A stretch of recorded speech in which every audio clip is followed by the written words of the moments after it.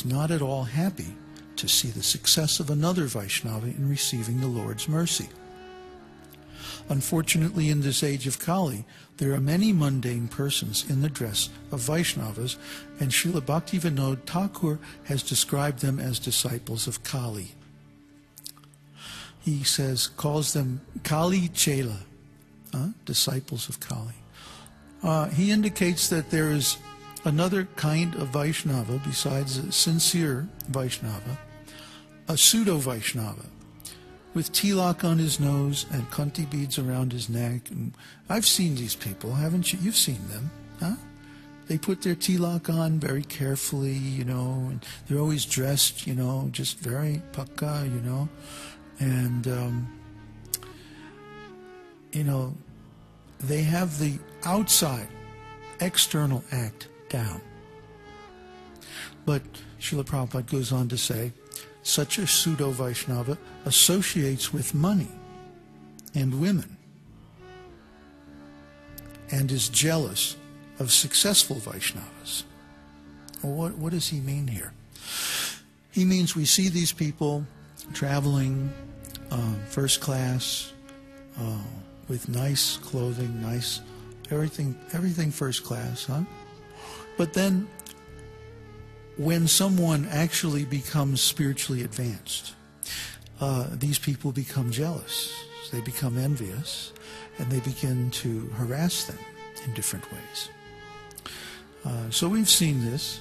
We've seen a lot of people ejected from Vaishnava communities on different pretenses, but only because they were not like that. They were authentic Vaishnavas and successful. What does successful Vaishnava mean? It means he's got the mercy of the Lord. This is a transcendental thing. This is not something that can be bestowed by a committee. It can only be given by the Lord. Real devotional service is completely transcendental. You cannot do devotional service. Devotional service has to be given to you. So, when someone becomes guru, it means, if they're really successful, means that Krishna has given him his mercy. Krishna has personally appeared to that person. Okay? Krishna Darshan, it's called. And this is special mercy, not given to all. So, Srila Prabhupada goes on to say, a disciple of Kali cannot become acharya by the decision of some high court. Mundane votes have no jurisdiction to elect a Vaishnava acharya. A Vaishnava acharya is self-effulgent, and there is no need for any court judgment. A false acharya may try to override a Vaishnava by a high court decision, but Bhaktivinoda Thakur says he is nothing but a disciple of Kali Yuga. All right. That means the real test of a guru is he goes out. He goes outside the temple, outside the organization, outside the protection of, the community existing. And he makes new devotees, and he establishes new communities and new temples, and initiates disciples into the practice of the holy name. That is acharya. And he is empowered by Krishna to do that. Excuse me, not by an organization, not by a committee, not by a court judgment. That is all mundane. Why? It's created by man. It's not created by God. But when Krishna gives his mercy, that person becomes empowered, and they can make other people Vaishnavas.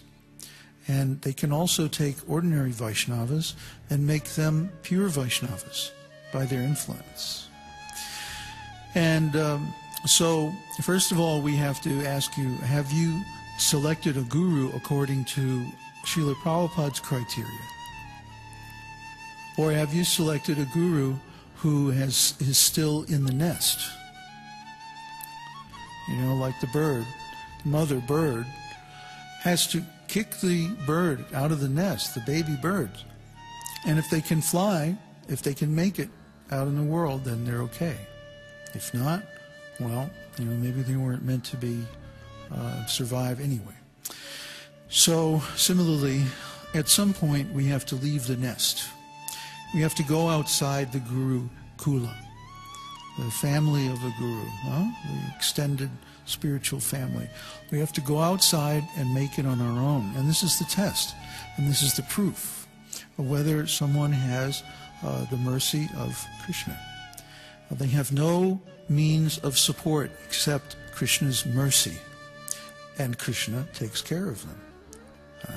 They begin teaching, preaching, converting, initiating, making people advance in Krishna's service by their own realization, by the power of the mercy invested in them by Krishna himself. Okay? So one has to see, is the Guru like that? Is he really a recipient of Krishna's mercy? Or is he still in the nest? He's got his nest feathered by other people in the organization with whom he's in cahoots. And are they all agreed, to present a certain face to the public? You have to look at these things. Because most of the gurus, so-called gurus, elected by organizational means are very weak devotees. By weak, I'm not talking about how often they get up early in the morning or chant their rounds or anything. I'm talking about whether or not they have actually become self-realized. Are they seeing Krishna at every moment? Do they know who they are in the spiritual world? And can they see who you are in the spiritual world? These are questions you have to ask. Srila Prabhupada was like that. So there's no need to lower our criterion. We should not accept a guru who is not really fully self-realized, because we can never advance further than they have advanced. We should accept a guru only from the esoteric circle, only from the Uttama Adhikaris, only from the Paramahansas, and not from those who have not proven themselves by standing only on Krishna's mercy and making it. So that's something to consider. And another thing to consider is, what is your relationship with your guru? Assuming that your guru is bona fide, not just an institutional functionary or executive, are you hearing from your guru regularly? Are you offering service? And are you offering inquiries? And does your guru answer your questions? Does he take the time to instruct you, to teach you personally? We do, and our students are doing well. So we have to see if a disciple is following Krishna's instructions. Tad vidi paripatena pariprashnena sevaya upadekshanti te jnanam jnaninas tat vidarshanaha. The self-realized soul can show you the absolute truth. So you have to approach them with service and inquiries. So are you doing service to your guru? Especially if you're a householder, you should be offering tithes to your guru. If your guru is actually instructing you, not just a titulary relationship, but an actual instructional relationship, guru-disciple relationship, the guru is performing an invaluable service, and the least you could do is offer some tithe some Guru Dakshin, some regular offering for the Guru's maintenance. I mean, that's the least you can do. Your Guru is taking so much time to help you and protect you spiritually.